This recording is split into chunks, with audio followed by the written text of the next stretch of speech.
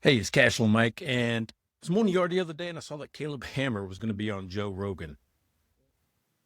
That's usually how ideas kind of hit me. I'm not sitting at the desk trying to come up with some big marketing angle.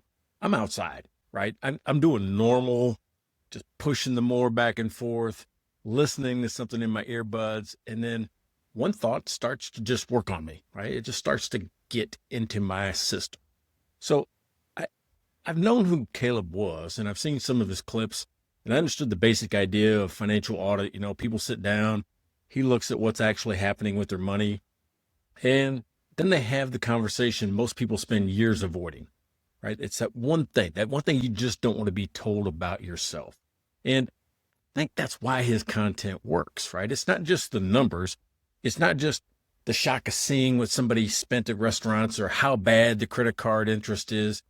The reason it hits is because at some point, the person sitting there has to stop explaining and actually look at the pattern, right? It's a pattern recognition, it's a behavioral change. And that's uncomfortable, right? It's really uncomfortable. And when I tuned on or turned in the Joe Rogan episode just to hear him, I didn't take very long before I felt that in myself. I was not watching it thinking, look at all these people that make bad decisions.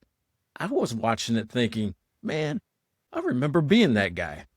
Not exactly, of course, but everybody's story is different. I remember the feeling, right? I remember being younger and thinking that I was pretty good at figuring things out just because I knew how to move money around, and I could take pressure from one place and put it somewhere else. And then I can make a payment look better, right? I could create a little room on a credit card. I could move something into a home equity line and tell myself that that was being responsible. That was the best move I could make at that point in time, just to give myself a little bit of breathing room. And sometimes it might have been, right? That's the tricky part, because the tool itself is not always the problem. The problem is when the tool shows up before the truth. And let me explain that just a little bit, right? That was the thing Caleb said, or at least the thing that I heard that stuck with me while I was mowing, that if you have credit card debt and you move it into a consolidation loan, the debt didn't disappear. It just changes addresses, right? And for a little while, that can feel like progress because the credit card looks clean again, right? The payment may feel a little bit better. The pressure backs off just enough that you can breathe. It just changes your perspective. But if the same person who filled up the card the first time is now looking at available credit again and nothing's really changed in how they make their decisions, well, that available credit is dangerous, right? All you do is create more space for more debt. It looks like room, but really it might be the next trap. See, I know that because I've lived some version of that. And you don't know, or you don't mean to make the problem bigger. Nobody sits down and says, you know what, I think I'm going to double my debt this year, right? That's not how it happens. It happens quietly, right? You move the debt, the pressure eases up, you relax just a little bit, and then life happens, right? A purchase feels necessary. Something unexpected comes up. You tell yourself, hey, it's just going to be temporary. And because the card has room on it again, you use it. Well, then one day you wake up and you realize that you have the old debt sitting somewhere else, and the new debt has just grown right back in the place that you just cleared. Right? It's like mowing your yard. You get rid of the weeds, get rid of the tall grass, and then it just grows back. That's a terrible feeling. And it's humbling because on paper, the original move may have looked smart. It's a lower payment. It's a better rate. It's a cleaner balance, right? It's more breathing room. But underneath it, I didn't change. The behavior hadn't changed. This is what I kept thinking about while I was mowing. And the tool cannot outrun the behavior. It can hide it for a while, and it can soften the pressure, and it can give you enough time to really make a better decision, but it cannot make the better decision for you. And that's where my mind started, right? Moving from Caleb's world into mine, his personal finance into business, because I work with business owners. And the more I thought about it, the more I realized that I had seen the same story play out over and over and over again. It just doesn't sound the same when it happens in business. But it is. It's the exact same. In personal finance, somebody talks about credit cards and consolidation and balance transfers. We just use different words in business a lot of times, right? In business, the words sound more sophisticated, right? The owner talks about working capital and refinancing and restructuring and extending terms, freeing up cash flow, getting through a season, right? All these things. And some of that's probably completely legitimate. But I don't want this to sound like I'm anti-debt or anti-bank or anti-financial tools, because I'm not, right? There are times when debt is useful, and there are times when restructuring is smart, and there are times when a line of credit is exactly the right tool. It's the thing you need to grow, to get ahead, to get, more. But only if you understand what created the pressure in the first place. That is the part that gets skipped. I saw this recently with a company. I'm going to change the name because the company is not the point. So let's call it San Antonio Steel. Well, San Antonio Steel had a real business. I'm talking about real business, real customers, real employees, real activity. And from the outside, it would look like, it wouldn't look like a disaster at all. Matter of fact, you think it was very successful. It looked like it was a company just doing work. But there was pressure, significant pressure. And if you've ever owned a business, you know what pressure has. It has its own weight, right? It follows you around. It can be at dinner and you still feel it. You could be at a kid's game and still feel it, right? I could be mowing the yard and I still feel it. Payroll's coming. Vendors are waiting. A loan payment's due. The line of credit is getting tight. There's a customer that's supposed to pay last week that still hasn't paid his bill. All of these things kind of add up. It happens in your personal life. It happens in your business life. And when you're in that kind of pressure, all you want, and it's natural to do it, you just want some relief. You're not always looking for a big life lesson in that moment. You're just looking for some oxygen. And that's what San Antonio still did, right? They moved some money around. They created some room. The immediate pressure changed. And I understand why they did it, right? Because it's pressure. It's hard. But as I looked at the situation, I had the same feeling I had listening to Caleb. The money had moved, but the real question was still sitting there. Why does this business keep needing borrowed money to breathe? That's not an easy question.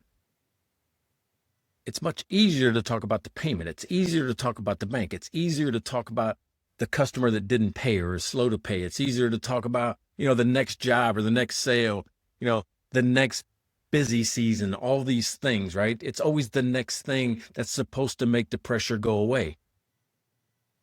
But it doesn't. And if you don't slow down and ask why the pressure keeps showing up, you may just be given the same problem more room to grow. That is where Caleb's message connects so clearly to business ownership for me. He sits across from people who have income but no control. I sit across from business owners who have revenue but no cash. Those are not the exact same problem, but they are really, really close cousins. A person could have a paycheck and still be broke because the behavior behind the paycheck is broken. A business can have sales and still be starving for cash because the behavior inside the business is broken.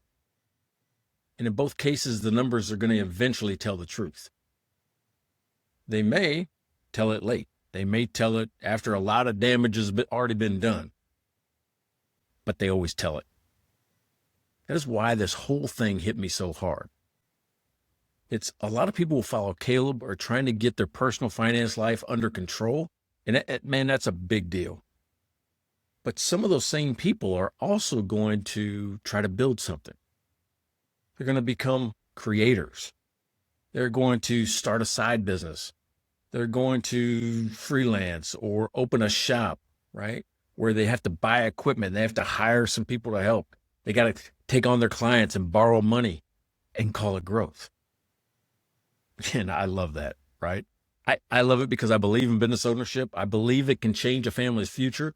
I believe it can create freedom and wealth and purpose and options. But business ownership does not automatically make someone better with money.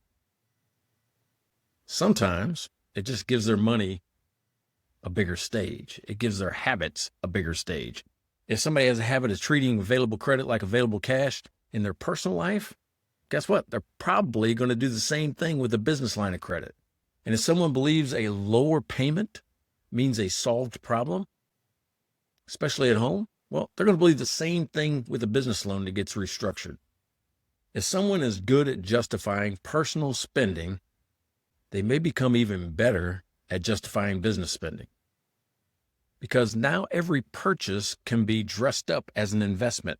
I'm doing this for growth. I'm preparing for the next step. Well, that's the word that can get dangerous, investment. Business owners use it all the time. I use it. I use it, and I understand why people use it. It sounds better than expense. It sounds strategic. It sounds like the thing that you're buying is automatically connected to growth. But calling something an investment doesn't make it one. A real investment has to return something. And that's where business ownership needs more honesty. You know, if an owner is putting in their time and their money and their stress and their reputation or family stability, then sometimes their personal guarantees, right? Then this business has to produce. It has to produce more than activity. It has to produce enough to return to justify what is actually being put at risk, your family. And that's where a lot of owners get surprised.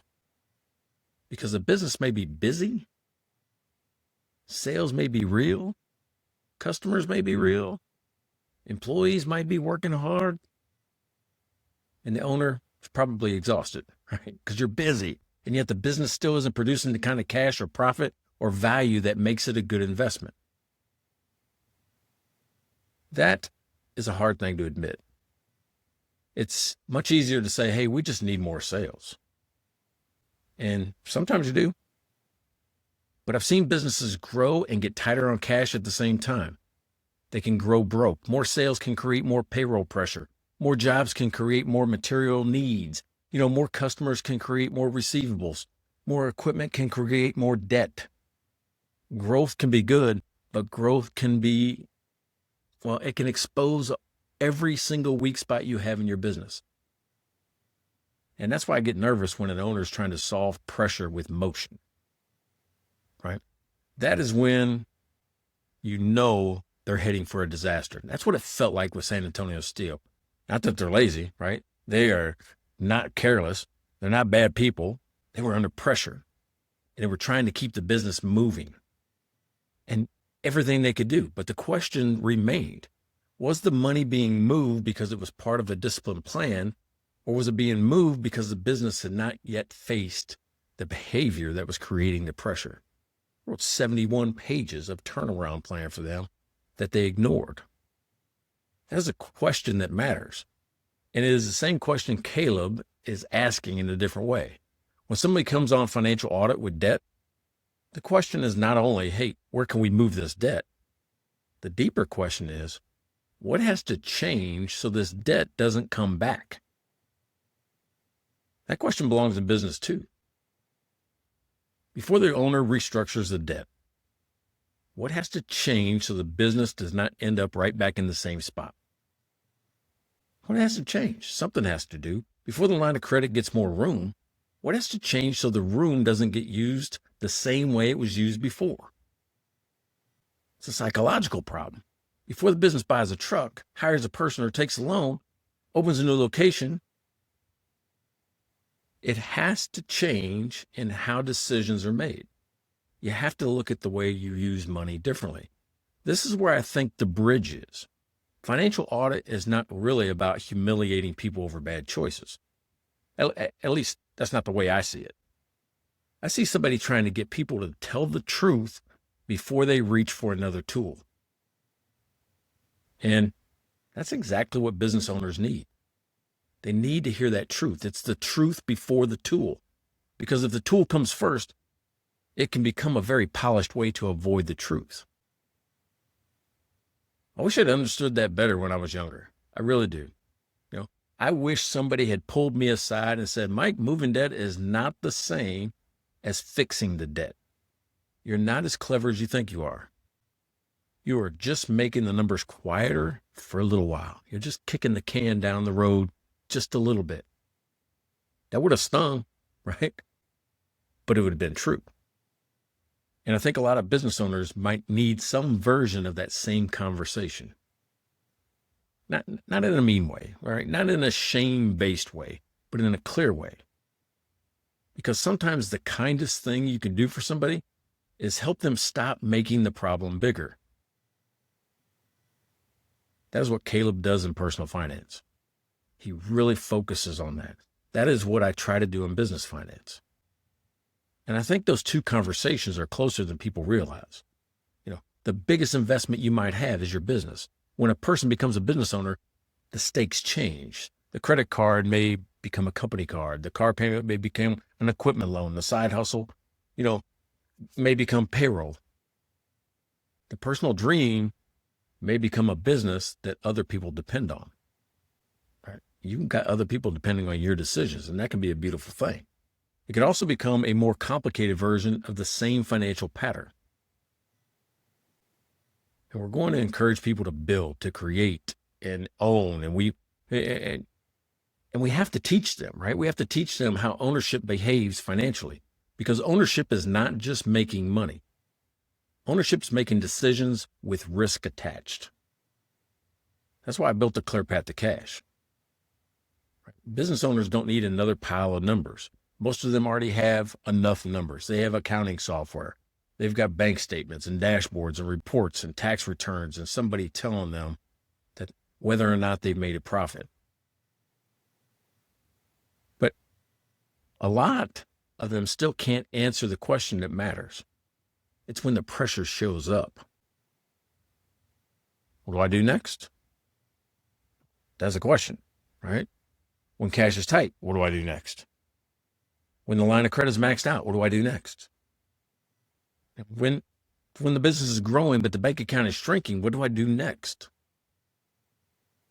When I want to buy a truck, hire a person, take out a loan, expand, all of these things are business questions, but the next thing is, what do I do next? And the answer can't be just move the money and hope the behavior changes later. Right? That's backwards. The behavior has to be addressed first, then the tool can help. And that is why Caleb's Rogan appearance stuck with me. I started out listening to a personal finance conversation while mowing the yard. By the time I was done, I was thinking about business and business owners and their debt and their growth and their cash flow and the way that I have conversations with them and all the ways that people try to get relief before they're ready to repair the cause. So Caleb, if this makes its way to you, congratulations on Rogan. That's a huge moment, right? But what caught my attention was not just the size of the platform. It was how naturally your message extends to business ownership. You're helping people face the truth, about their personal money before they reach for another financial tool, even if it's dollar-wise. I believe business owners need that same kind of audit. They need that same type of conversation, because the person who finally gets control of their personal finance may eventually want to build something. They may want to become a creator, a freelancer, a contractor, a coach, even an owner. But when they do, they're going to run into the same question again, just in a new form. And it's this type of decision, right? Is it helping me build wealth, or is it helping me hide from a pattern? That's a conversation I think is worth having, because moving debt is not fixing debt. It's not paying off debt. Opening credit is not creating cash. And calling something growth doesn't make the business healthy. A tool can help, but only after the truth has been faced. I'm Cashflow Mike. And you guys know that moment. And the Clear Path to Cash was built for that moment.